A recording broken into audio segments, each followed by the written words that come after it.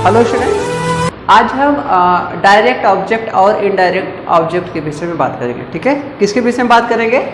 Direct object and indirect object. ठीक है, direct object, ठीक है, और किसके विषय में बात करेंगे? Indirect object. ठीक है, इसके विषय में हम बात करेंगे। ठीक है, बहुत सारे बच्चे जो होते हैं उन्हें ट्रांसलेट करने में क्या होती है? दिक्कत होती है कि कब हम डायरेक्ट ऑब्जेक्ट रखेंगे और इनडायरेक्ट ऑब्जेक्ट। ठीक है, तो सबसे पहले हम ये समझ लेते हैं कि डायरेक्ट ऑब्जेक्ट कौन होता है और इनडायरेक्ट ऑब्जेक्ट। ठीक है, जैसे एक एग्जांपल ले लेते हैं हम।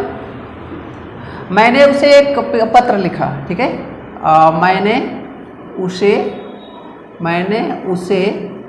एक पत्र लिखा। क्या लिखा? एक पत्र लिखा।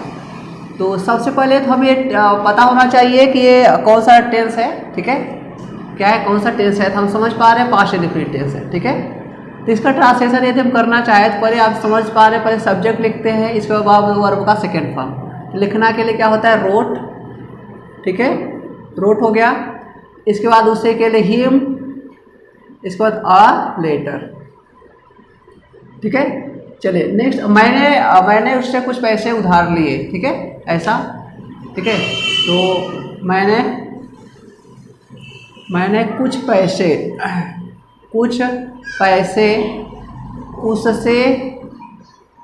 उससे उधार लिए। ठीक है, तो मैंने के लिए क्या लिखेंगे? आई, इसके बाद लेंट, किससे लिए? उससे, हर, सम मनी। ठीक है, सम मनी। तो यहाँ थोड़ा सा ध्यान देंगे, जो आपका हिम है और यहाँ जो हर है, ठीक है, इसे हम कहते हैं इनडायरेक्ट ऑब्जेक्ट। क्या कहेंगे? Indirect object. ठीक है, और जो आपका सम मनी है और अ लेटर, ठीक है, इन्हें क्या कहेंगे हम? Direct object. क्या कहेंगे? Direct object. ठीक है, तो पहले इनडायरेक्ट ऑब्जेक्ट और दूसरी इसके बाद डायरेक्ट ऑब्जेक्ट। ठीक है, तो डायरेक्ट ऑब्जेक्ट अधिकतर जो आपकी निर्जीव चीजें होती है वो होती है। ठीक है, और इनडायरेक्ट में क्या होती है? जो आपकी सजीव होती है साधारणतः। ठीक है, तो यदि हम इसका वाक्य रचना की बात करें, ठीक है, तो यदि सेंटेंस मतलब कि स्ट्रक्चर की बात करें इसके, ठीक है, वाक्य रचना, तो सबसे पहले क्या लिखेंगे? ठीक है, सबसे पहले आप लिखेंगे सब्जेक्ट लिख देंगे, इसका ध्यान देंगे। इसके बाद क्या लिखेंगे? वर्ब। ठीक है, अब चाहे आपका अभी मत बोलना कि ऑक्सिलरी वर्ब है, हेल्पिंग वर्ब, तो वो लिखेंगे भाई, वो सब वर्ब ही में आते हैं। ठीक है, मेन वर्ब भी। ठीक है, इसके बाद क्या लिखेंगे हम? आपका यदि आप इनडायरेक्ट ऑब्जेक्ट पहले लिखेंगे, क्या लिखेंगे? इनडायरेक्ट ऑब्जेक्ट पहले लिखेंगे। ठीक है,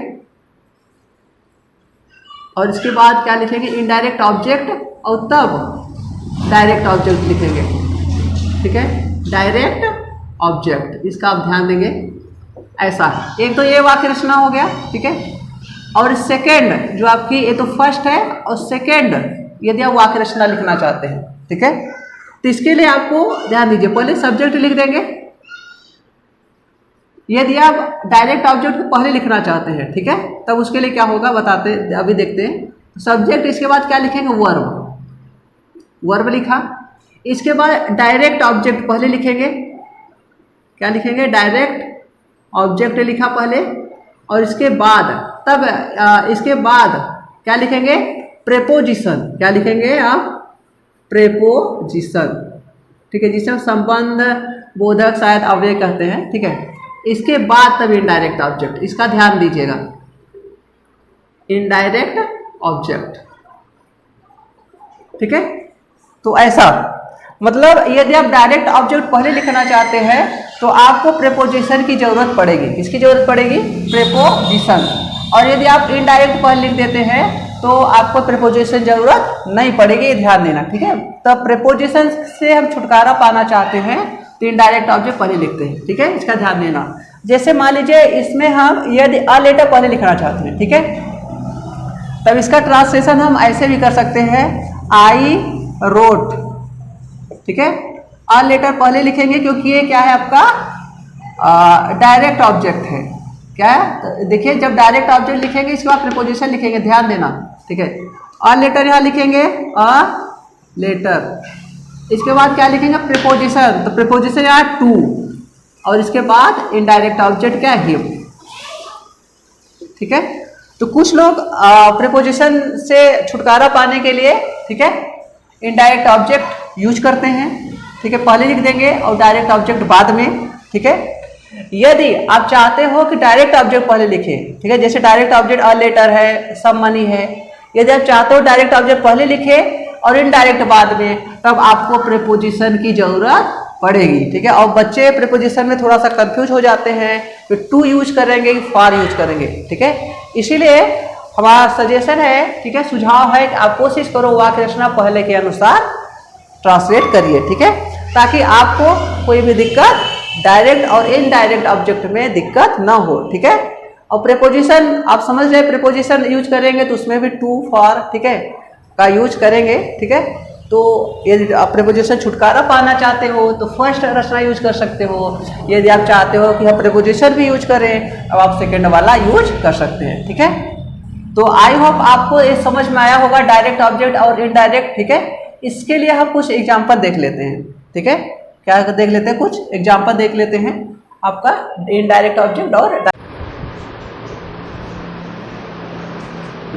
ठीक है। तो हम ये एग्जाम्पल देख लेते हैं, ठीक है। तो इसे हम दो तरीके से बना सकते हैं, ठीक है। सबसे पहले फर्स्ट रचना के यूज करके पहला वाला वाक्य रचना और इसके बाद सेकेंड वाला वाक्य रचना, ठीक है। तो चलिए बनाते हैं। देखिए, संध्या जी ने अपनी माँ के लिए साड़ी खरीदी। क्या खरीदी? साड़ी। तो फर्स्ट रचना यदि हम यूज करते हैं तो सबसे पहले निकालिए सब्जेक्ट, हमने लिखा संध्या जी, ठीक है।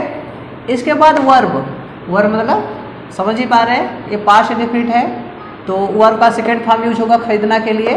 इसके बाद इनडायरेक्ट ऑब्जेक्ट, तो इनडायरेक्ट ऑब्जेक्ट हमने बोला है कि साधारणतः जो सजीव होते हैं वो, ठीक है।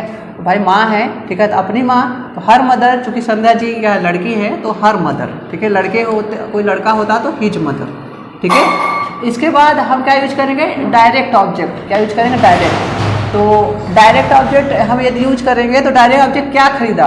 साड़ी, साड़ी, ठीक है, निर्जीव भी है।